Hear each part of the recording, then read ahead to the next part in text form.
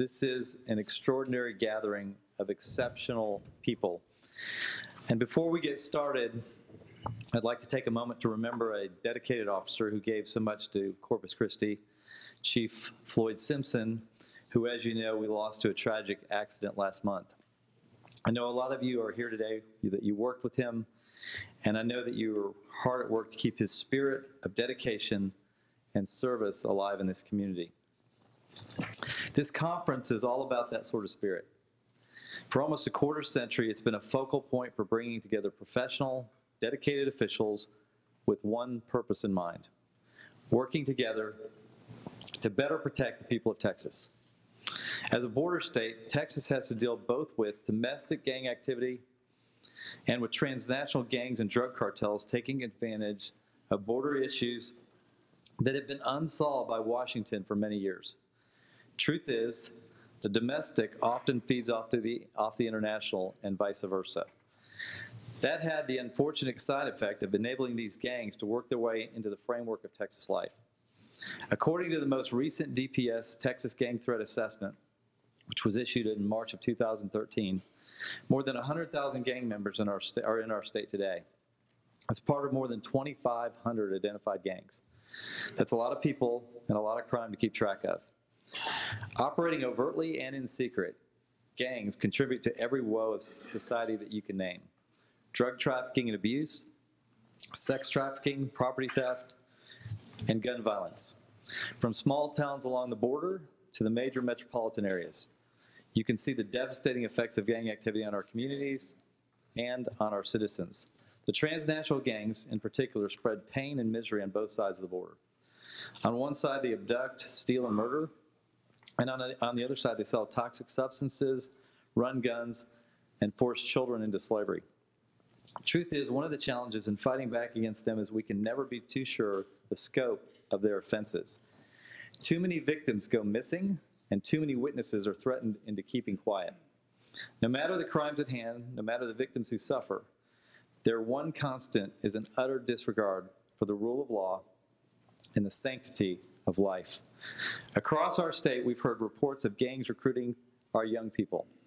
And I'm not talking about young people who have already had brushes with the law and meet gang members in jail or in detention centers.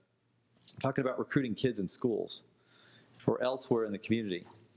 Tempted by gifts, easy money, an outlaw image, and the false trappings of viewing the gang as an extended family, for some teenagers, making the choice to join a gang is all too easy.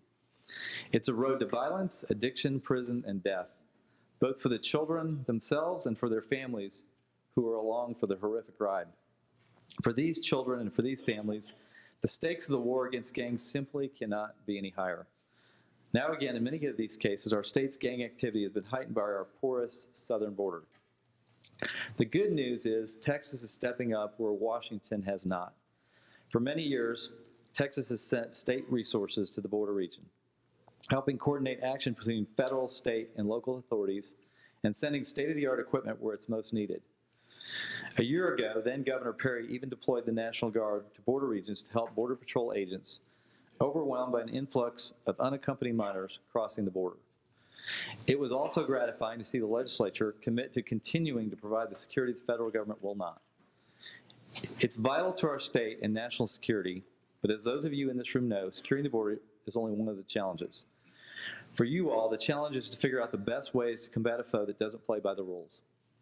Gangs are increasingly well-funded, cunning, and ruthless, and they're always looking for new ways to lie, steal, and kill in order to make more money. You are the first line of defense against gang activity in Texas.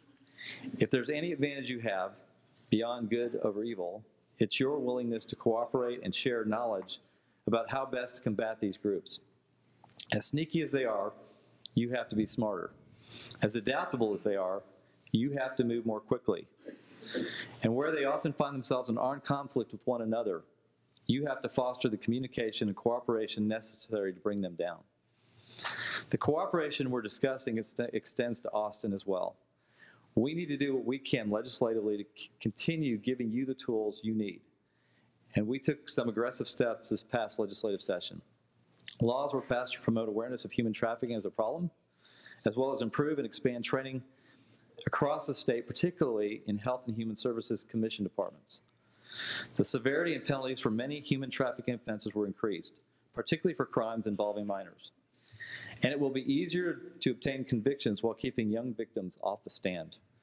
The Human Trafficking Task Force, of which my office is a proud part, has been extended. Victim compensation, also part of my office, has been expanded for human trafficking victims.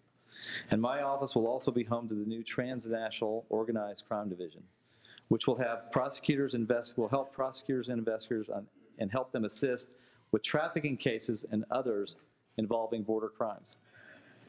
Another big step was the creation of the Texas Transnational Intelligence Center, another major weapon in beating gangs at the intelligence game. These are all vital tools to help you stay one step ahead of the bad guys and to ensure that once you catch them, they'll go away for as long as possible. We can give you all the tools and all the funding in the world, but what truly makes our fight against the games winnable, the resource that is most valuable above all, is you all. Texas is truly blessed to have people like you willing to risk your lives every day in an effort to make our cities, towns, and countryside safer.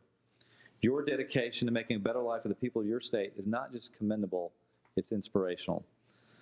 As I close, I want to make sure you understand how much you mean to this state.